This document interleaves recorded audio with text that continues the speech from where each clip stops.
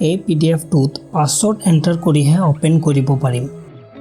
So আপোনাৰ important পিডিএফবোৰতো এনেকুৱা ধৰণৰ পাছৱৰ্ড লগাবলৈ সিম্পলি গুগলত সাৰ্চ কৰিব স্মল পিডিএফ। দেন ফাৰ্ষ্ট অপশ্যনত অহা ৱেবছাইটটো ওপেন কৰি ল'ব।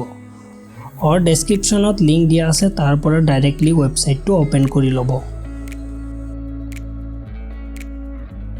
দেন অলপ স্ক্ৰল কৰি AC অল PDF টুলছ বাটনত ক্লিক কৰিব।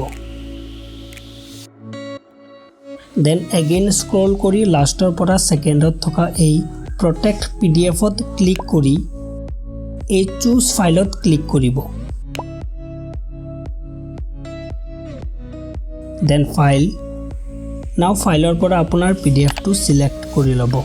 নাও অলপ স্ক্ৰল কৰিলে দেখিব দুটা বক্স দিয়া আছে।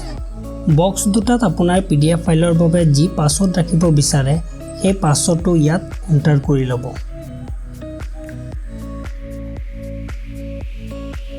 দেন এই ইনক্ৰিপ্ট PDF বাটনত ক্লিক কৰিব।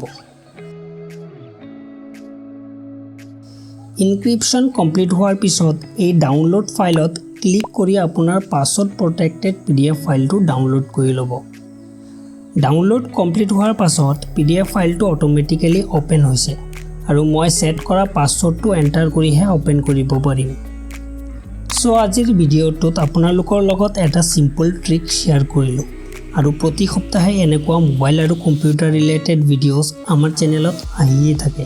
সো যদি মিছ কৰিব নিবিচাৰে দেন সাবস্ক্ৰাইব কৰি বেল নটিফিকেশ্যনটো অন কৰি ল'ব।